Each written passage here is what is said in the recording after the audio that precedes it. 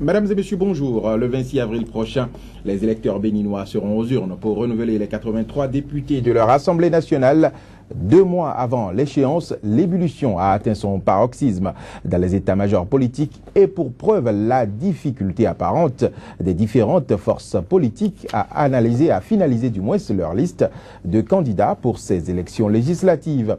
Malgré la fermeture du dépôt des candidatures, les tractations sont toujours en cours pour des changements de positionnement, des changements qui occasionnent des frustrations, voire des démissions ou des récupérations au sein de certains blocs politiques au Bénin. Une vraie pagaille qui amène à se demander si la politique en Afrique de nos jours est-elle réellement une lutte de conviction ou un jeu guidé par des intérêts stomacaux et mercantiles. Quels ont été alors les critères qui ont guidé l'établissement des différentes listes dans les états-majors politiques au Bénin pour les législatives d'avril 2015? Autant de questions qui seront débattues dans ce nouveau numéro de votre magazine Sika Infomag consacré à l'analyse de l'actualité africaine et mondiale. Mais avant de lancer le débat du jour, je vous propose de suivre ici le flash d'information. Au Congo, des milliers de femmes préoccupées par le débat politique sur un éventuel changement de la Constitution pour la présidentielle de 2016 ont manifesté ce dimanche à Brazzaville pour préserver la paix. Elles ont remis au préfet de Brazzaville un cahier de charges qu'il remettra au président Denis Sassou Nguesso, dont le parti a demandé une révision de la Constitution. En Ouganda, Fatou Bensouda, la procureure de la appelé ce vendredi le chef de la LRA, Joseph Kony, inculpé pour crimes de guerre, crimes contre l'humanité à se rendre. C'était au cours de la visite de 5 jours pour rendre compte aux autorités de Kampala de l'état d'avancement du dossier de l'ex-lieutenant de Kony, Dominique Ongwen. Enfin, au Burkina Faso, la 24e édition du FESPACO, le festival du cinéma de Ouagadougou, s'est ouverte ce samedi. Environ 4500 personnes étaient réunies au Palais des Sports de Ouagadougou. 133 films ont été sélectionnés pour ce festival qui aborde le thème de la production et de la diffusion du cinéma africain à l'ère du numérique cette année. Notre débat de ce jour, donc sur Sika Infomag, est consacré aux élections législatives d'avril 2015 au Bénin et les positionnements sur les différentes listes des forces politiques en présence. Mais avant de lancer les discussions, voici le générique qui annonce l'ouverture du débat.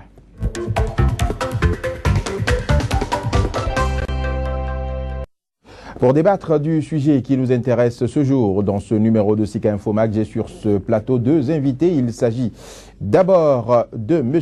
Stanislas Rumbedji. Il est membre de l'Union fait la Nation, un regroupement de partis et de mouvements de l'opposition. M. Rumbedji, bonjour. Bonjour, monsieur le journaliste. J'ai également sur ce plateau mon collègue Joël Yetondi. Il est éditorialiste, journaliste à Sika TV. Joël, bonjour. Bonjour Joël. Alors ma première question s'adresse à vous, Monsieur Stanislas Rumbedji. Aujourd'hui, nous sommes à 2 mois du scrutin, le scrutin donc qui va consacrer l'élection des 83 députés.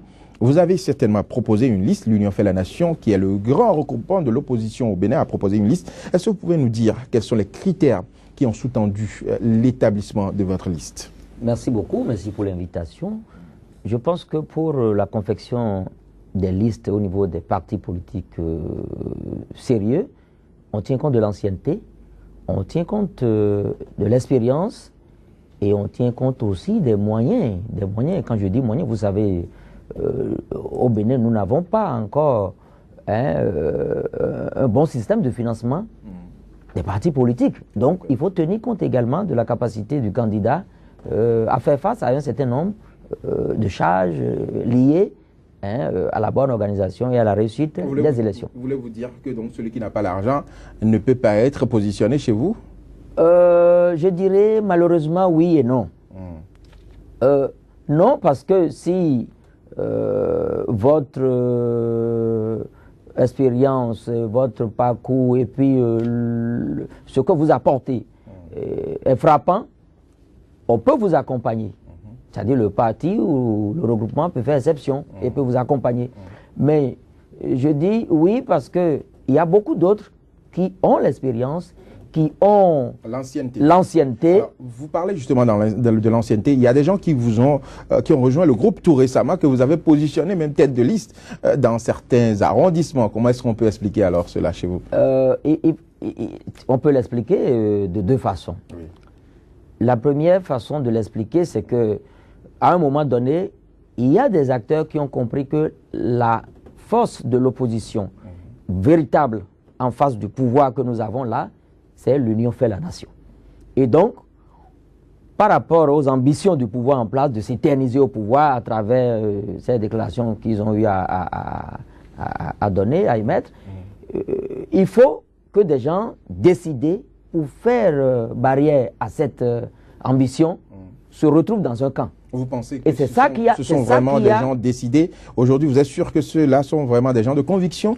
Est-ce que ce n'est pas de la récupération, juste un fourre-tout aujourd'hui, l'Union fait la nation? Non, je ne dirais pas que c'est un fourre-tout, mais c'est des gens qui, de façon ouverte, ont déclaré qu'ils ne sont pas d'accord avec cette façon de faire du président. Oui, mais ces gens-là, hier, c'était des gens qui vous avaient combattu. Je ne le refuse pas, mais avec le temps, vous les avez vus. Donc il suffit juste qu'ils tournent dos à la mouvance pour que vous les récupériez. Non, j'ai dit tout à l'heure qu'il faut voir la chose de deux façons. Oui. D'abord, l'organisation a travaillé à avoir une bonne image, et c'est ça qui a plu à ceux-là qu'on peut appeler les dissidents de la mouvance, à rejoindre le camp de ceux-là qui ont marqué une opposition franche. Vous êtes sûr que ce sont des dissidents ou bien des opportunistes qui n'ont pas trouvé de la place ailleurs? Appelez-les comme vous voulez, mais ils sont des partenaires aujourd'hui, donc je ne peux pas les qualifier d'opportunistes. Voilà, mais est-ce que vous êtes sûr qu'ils sont convaincus?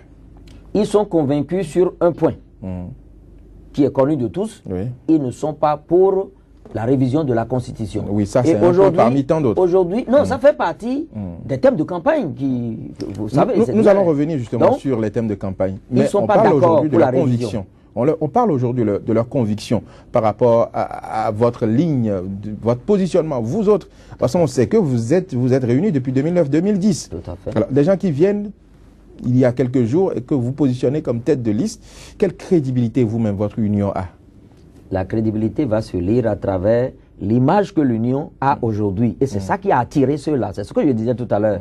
Donc, il faut voir dans ce sens qu'aujourd'hui, l'Union a réussi à montrer à tout le monde qu'elle est une force d'opposition et elle est une force de proposition alternative. Et donc, tous ceux qui ne se sentent plus en odeur de sainteté avec le pouvoir qui est en place ont préféré venir et de voir comment, sur des points donnés, nous pouvons faire chemin. Donc et c'est ce qui se fait actuellement. Vous confirmez que vous êtes un grand dépotoir, de frustrés. Pas de dépotoir. Non, pas de dépotoir. Je l'ai dit, nous sommes désormais des partenaires, donc je vais me garder d'utiliser des qualificatifs pour ne pas les frustrer, parce qu'on ne met pas mal à l'aise. C'est un partenaire. Donc, ils sont avec nous. Par rapport à la révision de la Constitution, on est d'accord, on va mener le combat de bout en bout. Et là-dessus, ils sont convaincus. Et vous avez vu, beaucoup sont convaincus du fait de leur déboire avec le pouvoir. D'autres, c'est par principe, parce qu'il est dit dans la Constitution que c'est 2 mandats, pas plus que ça. Et donc, tout président qui voudrait aller au-delà, on doit le leur refuser. On doit le leur refuser. Alors, nous allons revenir donc sur les thèmes de campagne, notamment la révision de la Constitution. Joël Yetondi, vous êtes journaliste. Vous êtes également un observateur de la politique au Bénin.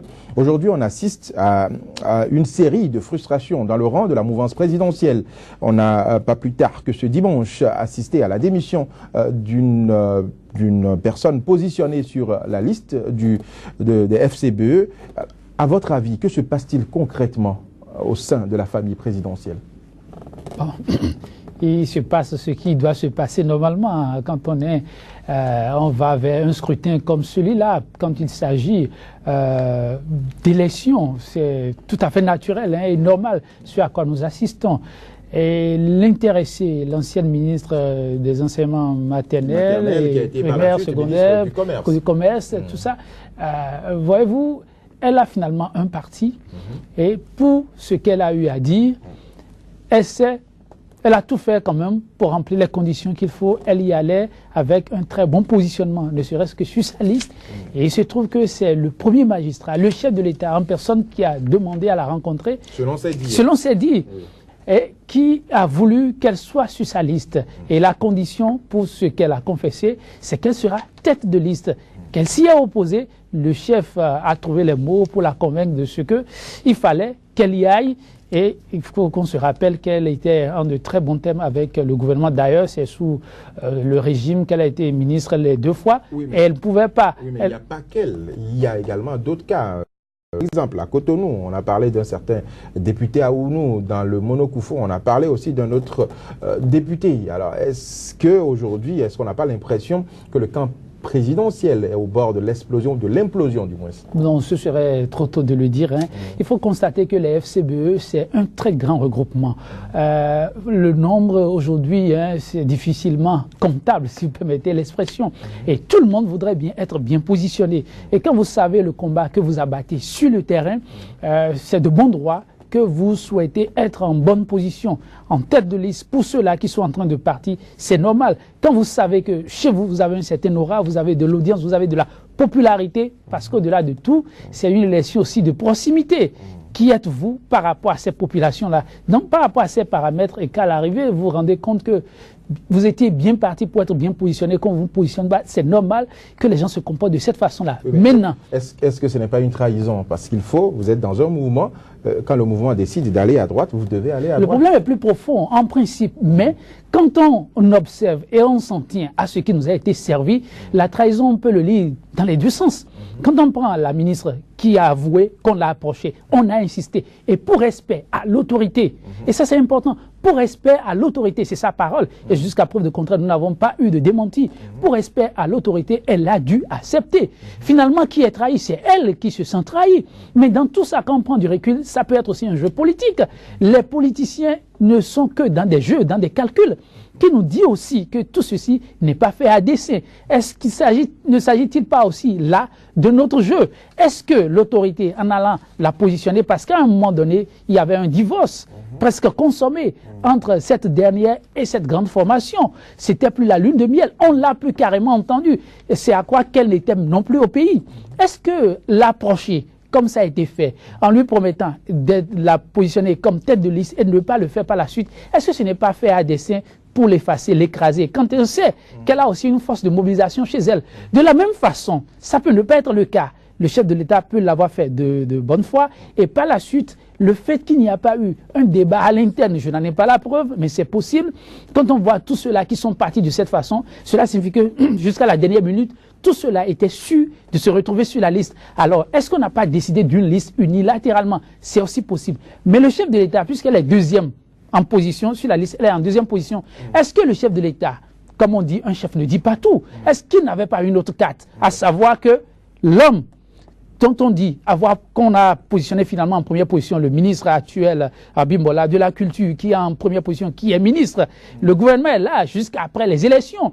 Est-ce que le chef de l'État n'est pas dans un calcul comme celui-ci? Après le remaniement, le ministre soit reconduit et la dame qui est en deuxième position, qui est fâchée, naturellement, se retrouve. Elle peut se retrouver si on reconduisait l'autre comme ministre, mais elle se retrouvera. Donc il n'y avait pas lieu de se fâcher. Mais il fallait clarifier. Si elle s'en tient aux paroles du chef, c'est normal qu'elle se comporte comme elle s'est comportée là. Alors, M. Rumbedi, quelle est votre lecture de cette situation aujourd'hui dans le camp de vos adversaires? Non, c'est de bonne guerre. Nous, on en rit parce que c'est pas facile. Dans tous les camps, la question des positionnements a toujours été vraiment difficile. Difficile parce que les uns les autres veulent accéder à des postes de, de décision, et puis il y a une lutte. Quand je prends la 22e circonscription où le jeu se passe là, il y a quand même ceux qui sont restés. Parce que c'est ça, la guerre qu'ils ont là-bas, il y a la guerre entre ceux-là qui sont restés avec le chef de l'État depuis le début jusque-là, et il y a ceux-là qui sont partis entre-temps et qui ont cherché à revenir. Mais dans cette circonscription, ils ont compris que si on laissait les dissidents mener une liste, ça va fragiliser FCBE et ça ira forcément à l'avantage de l'Union fait la Nation qui est dans la zone. Et donc c'est pour corriger ça que le chef de l'État a dû jouer à ce jeu. Mais j'ai l'impression qu'on n'a pas bien discuté avec la dame et on l'a mis devant le fait accompli. Et donc, elle, comme elle a déjà rompu les amarres avec le chef de l'État, ou bien avec la mouvance depuis, elle n'a pas cru devoir se taire. Et c'est ça qui nous a permis de savoir que, bon, on n'a pas promis, on ne lui a pas dit qu'elle serait suppléante. Mais on lui a dit qu'elle serait titulaire. Maintenant, il y a aussi le fait qu'à la base, l'autre a dû mobiliser des gens pour se soulever contre ce positionnement, Non, en ce fait, qui a dû mettre... C'est devenu un jeu de chantage. C'est un jeu de chantage. Et bon, aussi, il faut tenir compte des aspirations de la base. Si la base veut qu'il y ait telle personne comme tête de liste, il faut respecter ça. Autrement, la base risque de faire autre chose et ça peut aller au désavantage ou bien... Alors, est-ce que c'est la base qui le souhaite? Est-ce que c'est une volonté, une tentative donc, de gérer autrement les choses? Aujourd'hui, est-ce qu'on peut dire que la politique sur le continent africain est un jeu de conviction? Autant d'interrogations que nous allons aborder tout à l'heure. Ce sera dans la troisième partie de votre SICA Infomag. Ce sera tout pour le premier quart de SICA Infomag. Je vous retrouve dans quelques instants pour la deuxième partie. SICA Infomag se poursuit. À présent, le deuxième quart de ce magazine est consacré, et qui est consacré du moins à l'économie. Voici le journal de l'économie.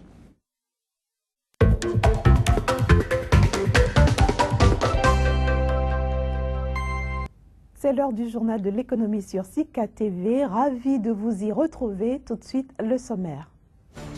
Signature d'un accord commercial entre les États-Unis et les pays de la communauté d'Afrique de l'Est. L'objectif est de faciliter les activités des investisseurs américains dans la région.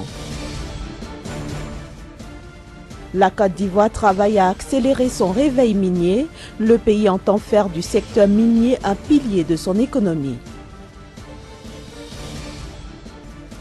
Enfin, en Thaïlande, nous irons à la rencontre des marchands ambulants. Ils font l'objet d'une chasse policière visant à faire place sur les trottoirs de Bangkok. Voilà pour les principaux éléments que nous allons développer dans la première partie de ce journal de l'économie. Nous allons tout de suite y aller avec cette information. Les États-Unis et la communauté d'Afrique de l'Est ont signé la semaine dernière un accord destiné à faciliter les échanges commerciaux et à défricher le terrain aux investisseurs américains dans la région. Selon les termes de cet accord, les 5 pays membres de la communauté d'Afrique de l'Est, que sont la Tanzanie, le Kenya, l'Ouganda, le Rwanda et le Burundi, ces pays donc s'engagent à coopérer avec les États-Unis pour l'harmonisation des normes commerciales et l'assouplissement des procédures douanières et des formalités administratives aux frontières. Washington s'engage dans ce cadre à assurer à ses partenaires est-africains des formations dans les domaines de la sécurité alimentaire, des règlements internationaux et des normes de la santé animale et végétale. Notons que les échanges commerciaux entre les États-Unis et la communauté d'Afrique de l'Est ont augmenté de 52% en 2014, atteignant 2,8 milliards de dollars. Un autre élément dans ce journal de l'économie, nous allons nous intéresser notamment au classement des meilleures destinations touristiques en Afrique. Selon Bloom Consulting, qui s'exerce à classer les pays africains depuis 14 ans maintenant, l'Afrique du Sud s'est hissée au premier rang des destinations touristiques du continent africain. Johannesburg détrône ainsi le Caire et prend sa place dans le top 25 mondial. Le Maroc conserve sa 3e place, suivie du Kenya. La Tanzanie, quant à elle, améliore sa position et ravit à l'île Maurice la 5e place.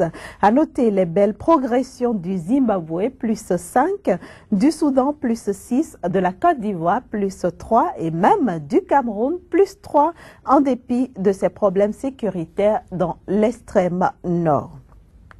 Avec des réformes favorables aux investisseurs, des découvertes aurifères prometteuses et le retour au calme de la situation politique, la Côte d'Ivoire compte profiter de son potentiel pour faire du secteur minier un pilier de son économie. Les images. Faire du secteur minier une véritable source de développement économique, c'est le rêve que nourrissent les autorités ivoiriennes. Aussi envisagent-elles de démarrer un certain nombre de travaux d'exploration minière dès cette année. L'année 2015 devrait voir le début des travaux des mines d'or de Sissigé et d'Afema. Suivra en 2016 le lancement des travaux de la mine de Yaouré, dont le potentiel le plus élevé en Côte d'Ivoire est évalué à 192 tonnes.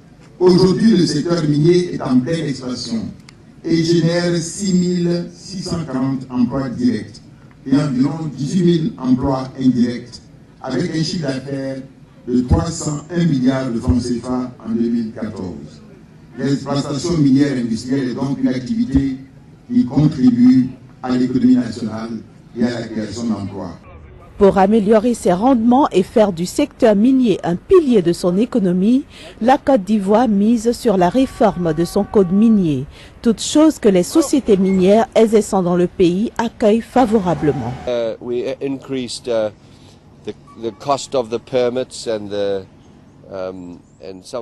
Nous avons augmenté le coût des permis de certaines pénalités. Ils ont réduit la taille des permis miniers et mis en place des critères plus durs pour l'obtention ainsi que pour le fonctionnement des jointventures. Il y a une amélioration générale de l'administration de l'industrie minière.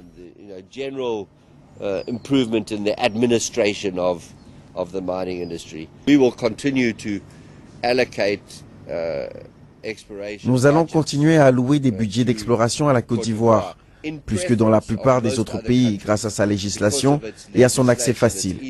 Le fait que le pays soit sous-exploré accroît son potentiel. Il y a un environnement accueillant et une main-d'œuvre relativement bien qualifiée.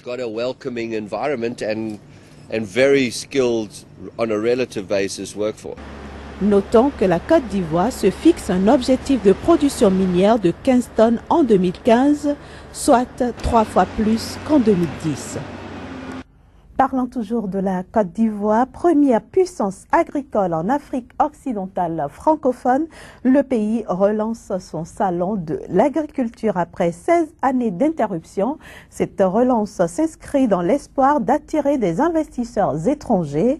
Pour cet événement prévu en avril prochain à Abidjan, la capitale, eh bien, le gouvernement ivoirien attend 250 000 visiteurs. L'objectif principal de la Côte d'Ivoire est d'attirer des transformateurs qui viendront notamment aider le pays à valoriser sur place ses principales productions. Nous irons maintenant en Thaïlande. Les marchands ambulants font le charme des rues de Bangkok, mais depuis quelque temps, les autorités ont décidé de faire place sur les trottoirs de la capitale, une décision qui n'est pas sans menacer tout un pan de l'économie informelle, créateur de milliers d'emplois en Thaïlande. Les grandes artères de Bangkok et leur armée de vendeurs de rue. Ils fournissent la ville en nourriture, en vêtements ou en DVD et font partie intégrante de l'âme de la capitale thaïlandaise. Mais les autorités affirment que leur forte augmentation a rendu les trottoirs inaccessibles aux piétons. Elles ont donc décidé de délocaliser des centaines d'entre eux dans des rues plus calmes. Vous pouvez considérer que ça fait partie du charme de Bangkok. Mais le charme de Bangkok doit être accompagné d'un peu d'ordre. Quand tout est totalement désordonné, que c'est le bazar, le charme est brisé. Ce marchand de boissons travaille sur ce trottoir depuis 30 ans. Il fait partie des 3000 vendeurs de ce marché qui doivent déménager et il est très inquiet.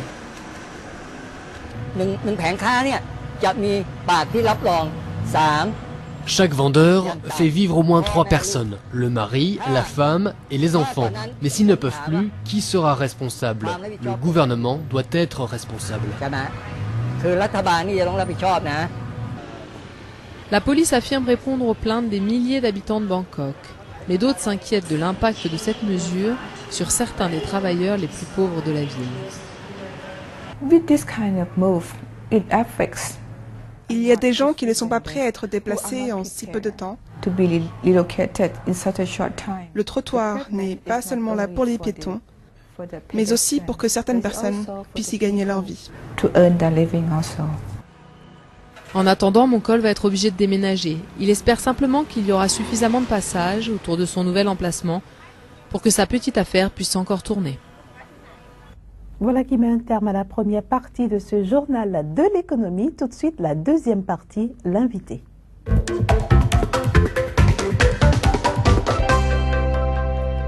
L'invité donc, Madame Soléat Douropendou, que nous avons du plaisir à retrouver ce matin. Bonjour Madame. Bonjour Madame. Un plaisir de vous retrouver, comme je le disais tantôt. Alors, avec vous aujourd'hui, nous allons parler du marché des matières premières. Qu'est-ce que nous pouvons retenir de ce marché-là? Le marché des matières premières est un marché de gré à gré, c'est-à-dire un marché où se font les échanges entre vendeurs et investisseurs. C'est un marché qui évolue continuellement depuis 25 ans, surtout grâce aux besoins des investisseurs, de diversifier leurs placements. Il faut dire qu'en temps, c'était la vente à terme qui se faisait. C'est-à-dire le producteur, le peu d'investisseurs qui s'intéressaient donc au marché des matières premières achetaient la récolte déjà au niveau des producteurs bien avant la production. Donc disons, les échanges étaient basés sur des prévisions.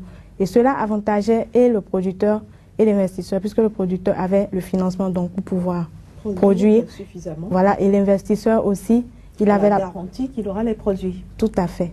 Donc il faut dire que bon, il y avait parfois aussi certaines contraintes comme la météo qui agissait. Voilà. Donc, mais le marché aujourd'hui, avec l'évolution de l'Internet, le marché des matières premières d'abord suscite beaucoup plus d'intérêt au niveau des investisseurs et encore plus avec l'essor de l'Internet, les particuliers ont la possibilité, grâce aux plateformes d'échange en ligne, de pouvoir opérer sur le marché des matières premières.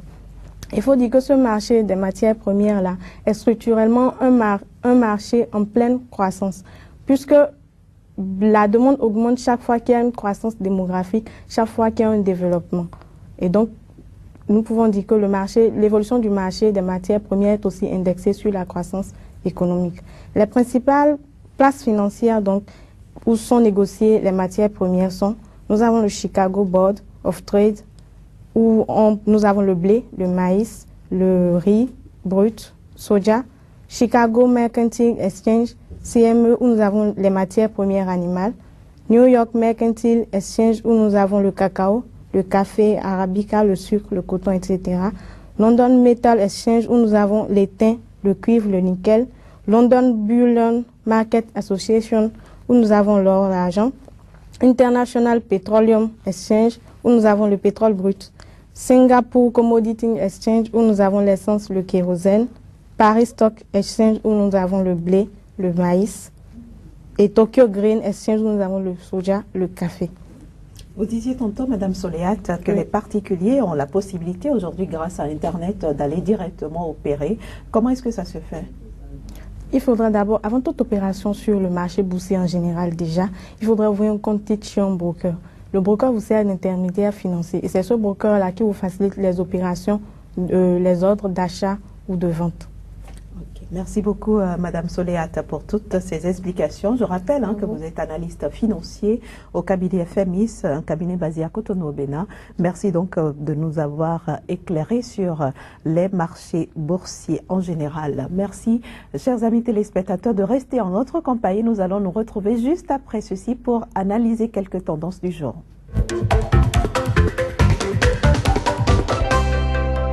Alors, Madame Soléat, quelles sont les places boursières que vous vous proposez d'interpréter aujourd'hui?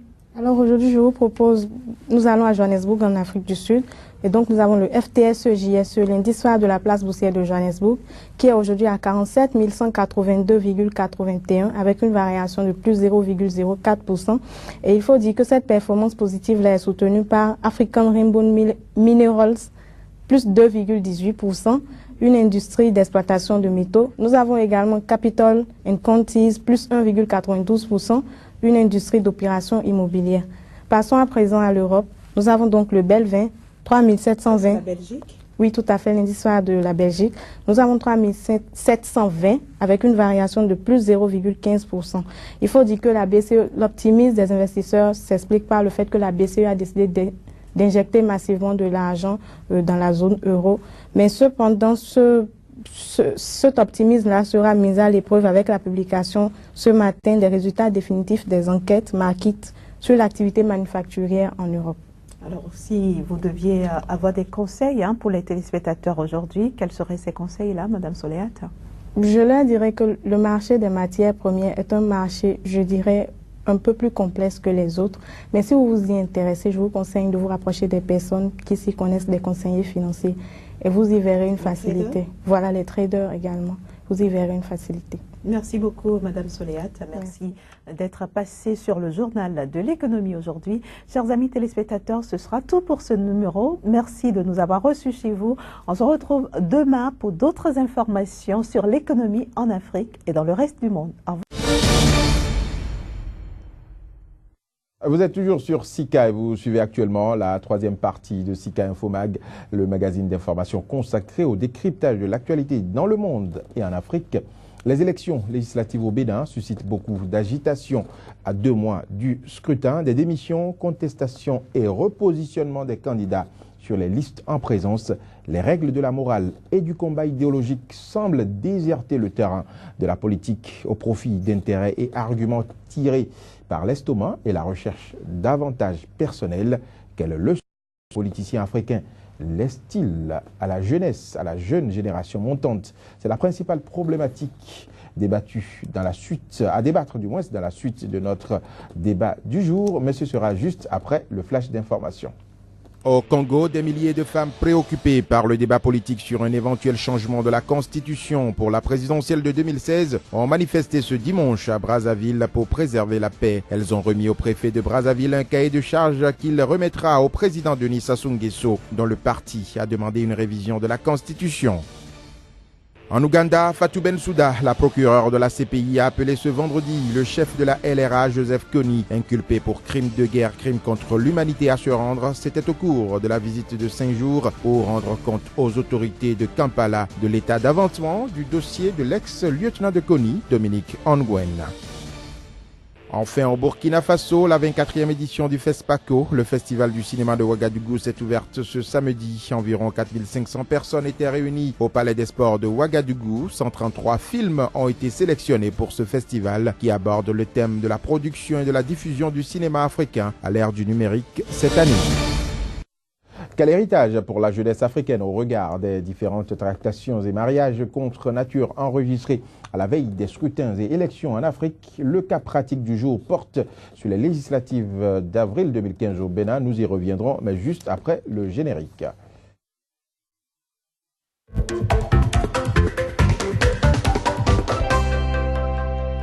Nous sommes de retour sur le plateau de Sika Infomag avec nos 2 invités. Il s'agit de Joël Yetonji, qui est journaliste à Sika TV. En face, nous avons Stanislas Humbedi. Il est membre du regroupement politique de l'opposition au Bénin, dénommé Union fait la Nation. Monsieur Stanislas Humbedi. Alors, ma première question au retour de ce débat s'adresse à vous. Je le disais tantôt, votre regroupement est devenu un réceptacle des frustrés de la République que vous n'avez pas hésité à positionner. Alors, quelle leçon de morale donnez-vous à la génération montante dans ce cas-là? Non, je n'irai pas parler de leçon de morale. Il n'y a pas de leçon de morale à donner. Et il faut faire savoir que ceux qui sont convaincus qu'il faut lutter contre tous ceux qui ont des velléités à remettre en cause notre démocratie sont bienvenus à l'Union fait la Nation.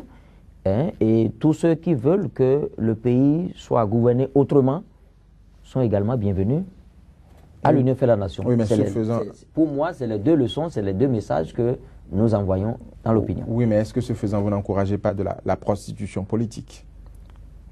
Bon, c'est vrai que la prostitution politique est à déplorer, mais il n'y a aucune loi qui l'interdit. Et donc, ce qui n'est pas interdit, on le fait sans risque de subir de représailles venant de qui que ce soit. Est autorisé en politique, même au mépris dans une certaine mesure, des règles de la morale. Quelle règle de morale vous voulez qu'on applique là maintenant? Je vous ai dit, il y a des questions précises qui ont fait que les gens sont venus. Et pour nous, on est content de savoir que nous avons bien gardé la maison, nous avons bien joué notre rôle d'opposition, au point où des gens qui sont vraiment des mécontents ont estimé que pour véritablement faire de l'opposition, il faut nous rejoindre, plutôt que d'aller vers d'autres organisations de l'opposition aussi. Donc, parce qu'il ne faut pas l'occulter. On n'est pas les seuls, l'Union fait la Nation n'est pas la seule organisation politique de l'opposition. Mais pour nous, le fait que ceux-là nous aient préférés, ça prouve que nous avons fait du travail, nous avons gardé la maison, nous avons fait le travail de veille. Donc, ils sont là, ils nous rejoignent sur des points donnés. Nous allons mener ensemble des luttes. Vous êtes sûr qu'une fois à l'Assemblée, ceux-là vont toujours rester avec vous? Ils vont rester, puisque désormais le mandat qu'ils auront serait lié à l'organisation qui les a portés. Donc la bannière sous laquelle ils vont à l'Assemblée, c'est avec cette bannière qu'ils vont rester. Voilà. Maintenant, c'est vrai que je crois lors de la 4e mandature, l'honorable Zinzinokwe Ama avait fait une proposition, mais que la Cour constitutionnelle avait rejetée parce que dans le fond, ça déniait le droit à la liberté d'appartenir hein, à une organisation de son choix. Et donc la Cour constitutionnelle n'a pas validé ça. Donc il y a eu des tentatives pour régler un peu les choses. Maintenant, entre acteurs politiques, on peut s'entendre pour que de pareilles choses n'aient pas cours. Et ce qui est beaucoup plus à déplorer, c'est lorsqu'on a un mandat avec un parti politique et on veut quitter, il faut qu'on soit prêt à quitter en laissant avantage liés à ce mandat-là. Alors, nous allons revenir tout à l'heure à la question de la révision de la Constitution qui semble être un des arguments que vous comptez développer au cours de la campagne qui s'annonce. Joël Yetonji, aujourd'hui, dans le camp présidentiel, on a l'impression que les soutiens des premières heures du chef de l'État ont été abandonnés au profit de ceux qui portent le bon nom ou bien ceux qui ont la bonne coloration. Est-ce que vous ne pensez pas que ce comportement puisse encourager l'hypocrisie dans le camp présidentiel? L'hypocrisie, bon, je ne pense pas forcément. Ça aura d'autres revers, ça c'est vrai, mais à la lecture, il faut dire que le pouvoir est dans une logique. Le pouvoir a annoncé être en quête de 50 députés. 50 députés, ce n'est pas rien.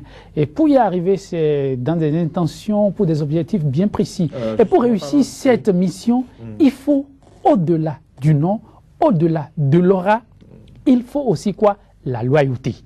Parce qu'il n'y a pas de mission possible lorsque ceux qui sont avec vous ne peuvent pas vous rester fidèles. Oui, et donc, par rapport à ça, alors, le pouvoir, ceux qui ont été laissés tomber ne attention, sont pas loyaux. Pour ce que le pouvoir a vécu, ils étaient au Congrès jusqu'à la dernière minute. Observez l'actuel chef d'État, on lui a reproché de ne pas être un fin politique, mais je dis, c'est l'un des rares. Il faut s'en méfier. C'est un homme qui sait là où il va. C'est un homme, au-delà de tout ce que l'on peut dire, il sait atteindre ses objectifs, même si on n'est pas d'accord avec lui. C'est un monsieur qui sait prendre du recul.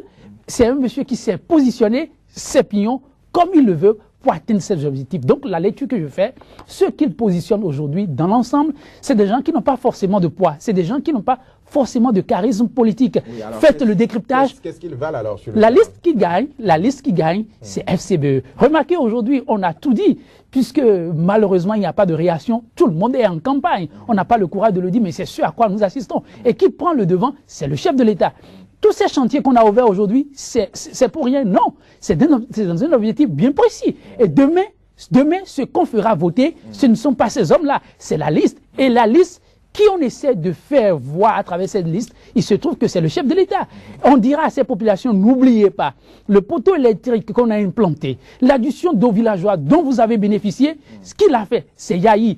Et FCBE, c'est Yahi. Donc la population a tout fait d'oublier le Kidam, qui ne connaît même pas. Et ces hommes politiques, je vous ai parlé de loyauté, quand ils vont sur le terrain, qu'est-ce qu'ils disent? Ceci que je vous ai apporté, ce n'est pas moi qui l'ai fait, c'est le chef de l'État qui m'a instruit pour le faire.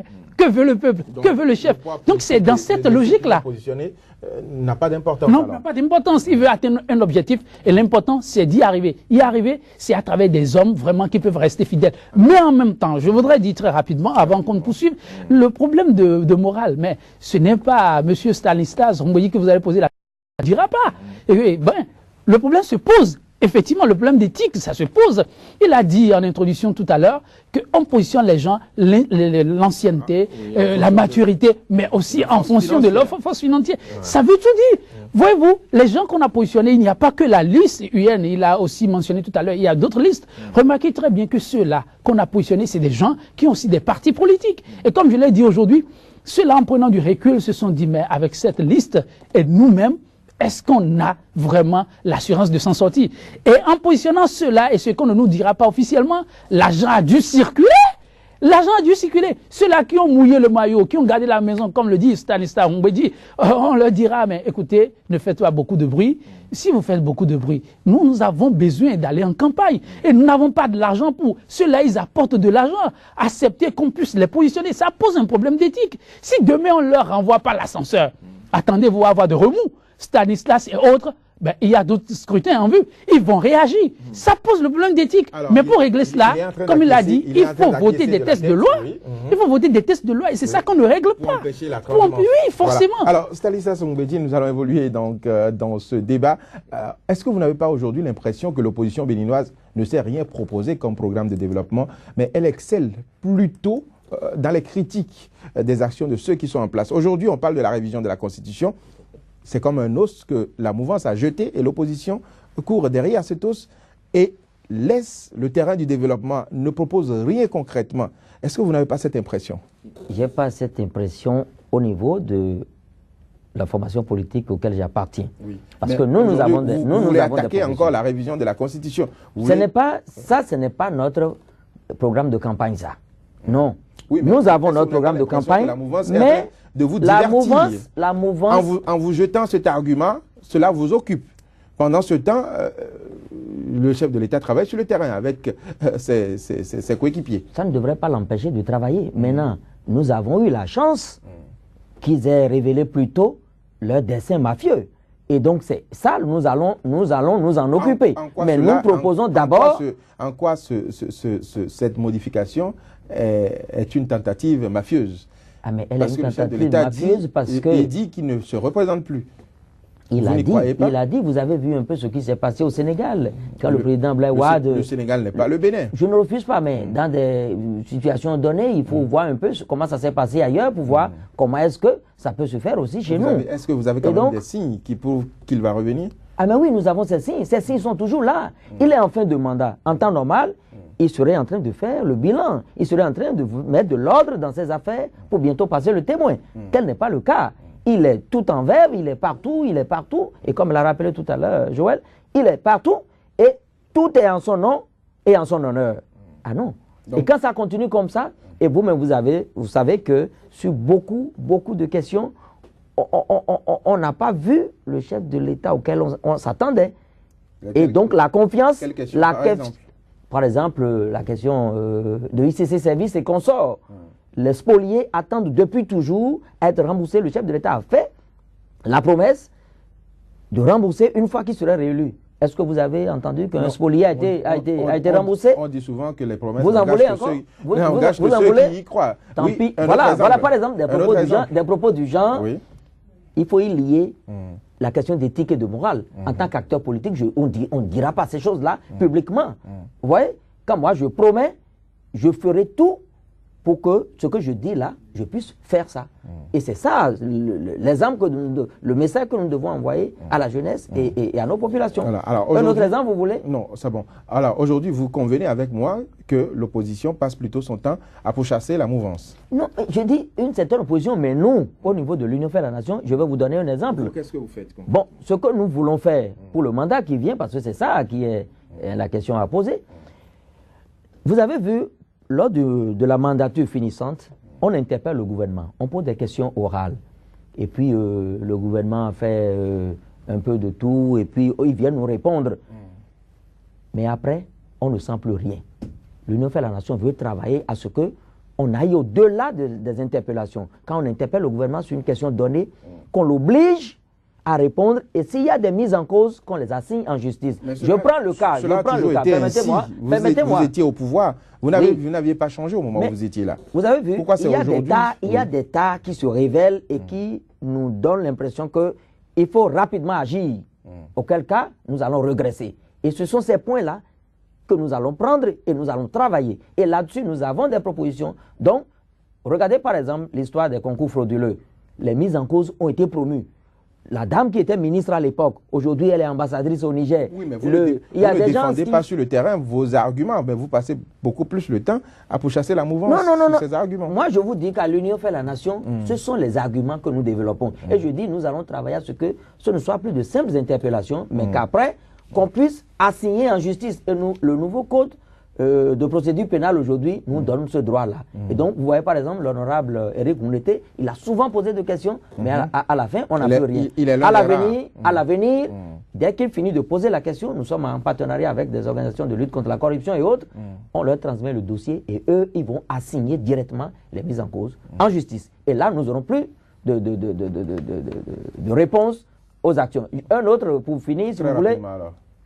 Vous voyez, la loi de règlement, quand le gouvernement bénéficie, on lui vote le budget, quand il va faire les dépenses, il doit faire la reddition des comptes. La reddition des comptes, ce n'est pas un principe seulement à utiliser pendant les meetings, dans les discours. Il faut y associer du concret. Et donc, au niveau du Parlement, les députés de l'Union fait la nation vont travailler à ce qui est reddition de comptes au Parlement. Les milliards qu'on donne à Yahya Boni de dépenser, comment est-ce qu'il les dépense? À quelle fin il les utilise? Il doit venir rendre compte. Depuis 2007, à ce jour, il ne l'a pas encore fait. On a appris en catimini qu'ils ont commencé. Aujourd'hui, c'est parce que vous êtes dans l'opposition que vous voyez tout cela. Nous sommes pratiquement à la fin de cette émission. En guise de conclusion... je vais dire... Nous allons aussi, après avoir présenté nos points, nos actions d'importance à mener, il faut s'attaquer à leur dessein mafieux qu'ils nous ont révélé, à savoir réviser la Constitution, vaille que vaille, alors qu'ils sont en fin de mandat. Qu'est-ce qu'ils veulent en faire si ce n'est pas pour s'éterniser au pouvoir? Donc, nous invitons tous ceux qui sont des démocrates, tous ceux qui pensent que nous devons respecter notre Constitution, nous devons veiller à ce que nos institutions fonctionnent en temps normal, puissent faire barrière à ces listes. Tous ceux qui sont FCBE et tous les assimilés, nous n'en avons pas parlé. Il y a des transfuges, si vous permettez, qui sont allés sur Alors, des rien listes. ne nous prouve aujourd'hui que le président du Bénin veut modifier la Constitution pour rester au pouvoir. Ainsi, Joël Yetonji, nous sommes pratiquement à la fin. Votre mot de fin? Demander simplement aux acteurs politiques d'être plus responsables, mais comme on ne peut pas compter sur eux, inviter la population à être vraiment vigilante, parce que ce qui se joue, c'est l'avenir de tout un pays. Quand on prend le cas du Bénin, il y a des indices qui n'autorisent pas à dormir sur ses lauriers tranquilles. Il faut être proactif, agir sur le terrain, et la sensibilisation, je pense que c'est à la jeunesse béninoise, un peu comme au Burkina Faso, à chacun de jouer sa partition et jouer cette partition-là à fond, afin qu'au sortir des urnes, que ce soit au moins des résultats qui sont, à défaut d'être exactement à l'image de ce qu'on a mis dans les urnes, soit au moins proche des aspirations profondes des populations. Voilà, merci Joël Yetonji, merci Stanislas Ngoudi. Madame, monsieur, ce sera tout pour Sika Infomag. Mais avant de partir, je vous invite à suivre cette bande annonce. Mesdames et messieurs, bonjour et bienvenue sur votre premier numéro de Sika Infomag, un magazine d'information consacré au décryptage de l'actualité politique et socio-économique en Afrique en 3 quarts d'heure.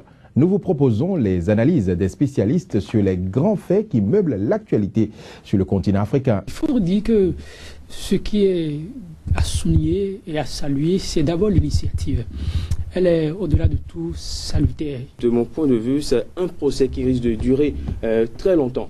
Une banque ne peut pas faire face à ce financement. Donc c'est plus facile à cet état. Sika Infomag, c'est du lundi au vendredi sur Sika TV. Un autre visage de l'actualité en continu sur le continent africain. Et voilà, c'était Sika Infomag, votre rendez-vous sur Sika. Demain est un autre jour pour relever de nouveaux défis. Portez-vous bien. Demain donc pour un autre numéro.